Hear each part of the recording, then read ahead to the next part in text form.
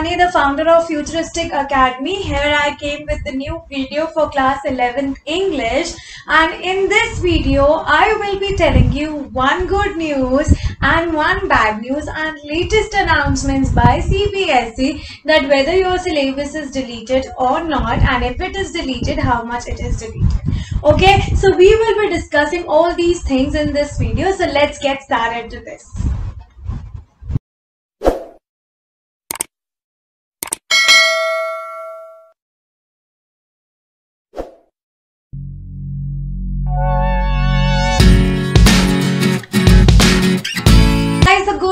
That we are back to the pre-pandemic period and अब सब वैसे ही होगा जैसे पहले होता था. We are going to the school, we are going to roam around, we are going outside to play. हम घूमने जा रहे हैं and सब पहले जैसा ही हो रहा है.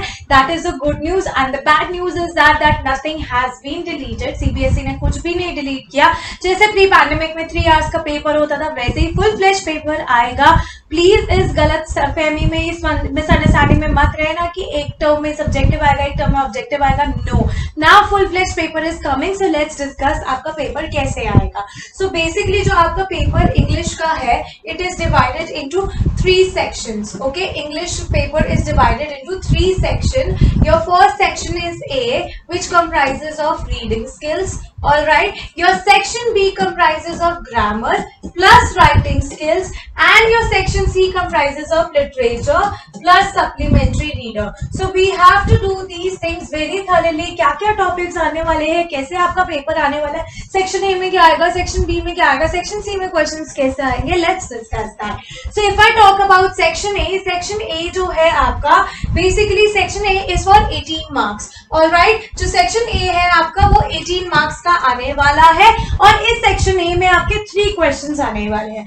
3 क्वेश्चन में क्या है, first is the unseen passage which is for 10 marks. Second is again unseen passage. जो फर्स्ट अनसीन पैसेज है वो थोड़ा डिस्क्रिप्टिव है, एक प्रॉपर डिस्क्रिप्शन दिया होगा किसी इवेंट से रिलेटेड, किसी सिचुएशन से रिलेटेड, किसी पर्सन से रिलेटेड, कुछ भी डिस्क्रिप्शन दिया हो सकता है, उसमें से क्वेश्चन पूछे जाएंगे and you have to answer that. और जो सेकंड अनसीन पैसेज है वो केस बेस्ड पैसेज है, जिसमें आपको स्टैटिस्टिकल डेटा दिया जाएगा, चार्ट्स दिया जाएगा, हो सकता है पाई चार्ट दिया हो, बार ग्राफ दिया हो, कुछ भी दिया हो सकता है. You have to analyse that, you have to read the stanzas and you have to answer the question. जैसे आप 8th में करते थे कि आपने सीधा आंसर उठाया पैसेज से और आंसर लिख दिया सेम एज इट इज. इस बार आपने ऐसे नहीं करना. You have to write the answers in your own words, वरना मार्क्स कटने के चांसेस पूरे हैं. Alright, then after that the third question will be note making. Alright, so basically जो आपके अनसीन पैसेज है टोटल 10 मार्क्स के हैं, 2 क्वेश्चन. ये भी 5 मार्क्स का हो गया, ये भी 5 मार्क्स का होगा.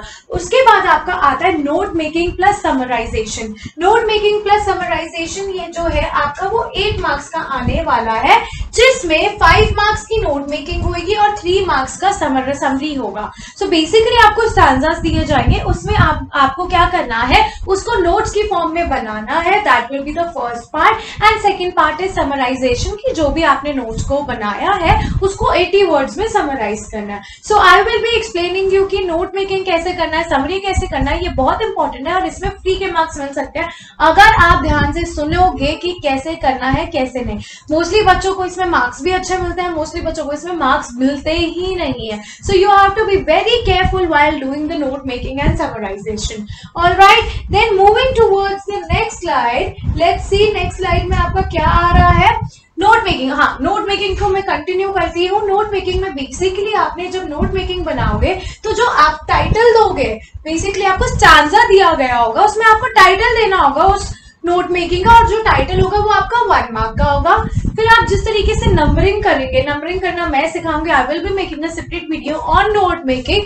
उसके 1 मार्क के होंगे.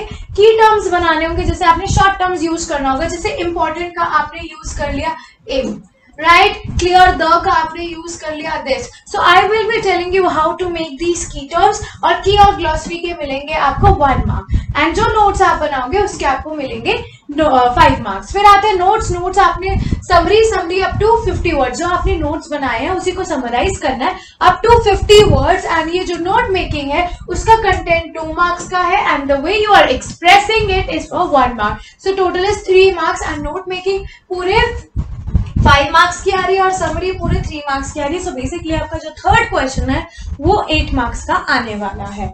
Alright, so moving towards the next slide, let's see कि क्या है आगे. Section B. तो सेक्शन बी में आप लोगों ने क्या करना है. सेक्शन बी में एक तो ग्रामर आने वाली है विच इज फॉर 7 मार्क्स.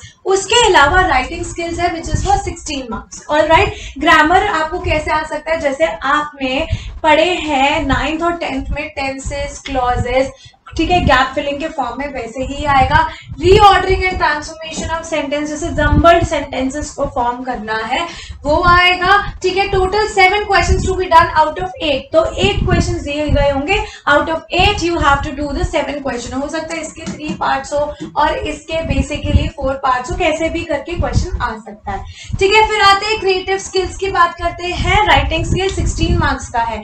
तो आपका राइटिंग स्किल का जो पहला क्वेश्चन है वो है शॉर्ट राइटिंग टास्क, जिसमें आपको आने वाला है एडवर्टाइजमेंट. और जो एडवर्टाइजमेंट है you have to do it in 50 words. Okay, so there will be 2 questions given to you and you have to answer 1 out of 2. जो आपका फॉर्मेट है वो 1 मार्क का होगा, कंटेंट 1 मार्क का होगा, एक्सप्रेशन 1 मार्क का होगा. तो 3 मार्क्स की आ रही है आपकी advertisement.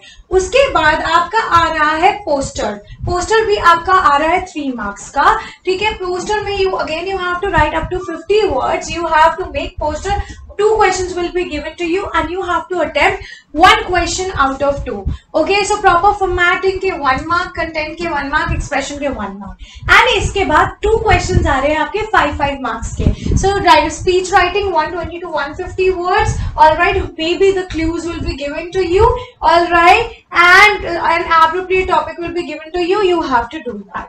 Then 4th question is a debate writing question. See, this will be of 5 marks and debate writing will also be of 5 marks. So proper debate writing में आपको 1 question attempt करना है out of 2. Is that clear? Then moving towards the next one. Next one में क्या आने वाला है. Next one is section C. और ये सेक्शन सी ध्यान से देखिए क्योंकि इसमें बहुत सारे क्वेश्चंस दिए जाएंगे और कैसे सब आएगा let's see that. Alright, so सबसे पहले आपका होगा short answer type question which is reference to context. Reference to context आपको हॉर्नबिल बेसिकली आपकी बुक का नाम है. ठीक है, उसमें जो पोइट्रीज हैं उन पोइट्री में से आपको एक एक्सट्रैक्ट आएगा और उस एक्सट्रैक्ट में से 3 क्वेश्चन पूछे जाएंगे 1 मार्क के. फिर सेम बुक से, हॉर्नबिल बुक से आपको किसी भी एक चैप्टर से एक्सट्रैक्ट उठा लिया जाएगा, उससे क्वेश्चन पूछे जाएंगे. ठीक है, एक पैराग्राफ दे दिया जाएगा, उससे क्वेश्चन पूछे जाएंगे 3 मार्क्स के, 1 मार्क ईच. ऑलराइट, देन उसके बाद एक स्नैपशॉट है. स्नैपशॉट आपकी सप्लीमेंट्री रीडर है और स्नैपशॉट से एक प्रोज उठा लिया जाएगा और उस प्रोज में से आपको एक्सट्रैक्ट दिया जाएगा और उस एक्सट्रैक्ट में से आपको 4 क्वेश्चंस को आंसर करना है, वो भी होंगे 1 mark each. Alright, then after that 2 short answer type question will be given to you, 1 from the prose and 1 from the poetry from the book Hornbill. Clear? So out of 4 you have to answer, okay, 2 questions. So out of 4 you have to answer 2 questions and you are like basically the answer should be in 40 to 50 words. Clear? So the question will be for 3 marks each. There will be 2 questions, so it will comprise of 6 marks. Okay, then moving towards the next slide, let's see what's there in the next slide. So here it is. So the next part is 1 short answer type question from the snapshot. Alright, from the snapshot there will be a short type answer question and 2 questions will be given to you. You have to do any one. It will be again for 3 marks. Alright, 1 long answer type question from Hornbill, either from prose or poetry. You have to answer in 120 to 150 word और ये question होगा आपका 6 mark का. Clear? Then again a long question will be asked to you from the prose of the snapshot जो आपका supplementary reader है उसमें से, and again this will be for 6 marks. So this is how your paper will come. And now let's see your syllabus. Alright, so this is your syllabus. If I talk about your literature, alright, जो literature है आपकी literature का नाम है Hornbill. Okay, you have to buy that. Literature name is Hornbill and Hornbill में से chapters भी आएंगे और poem भी आएगी. So let's see about this.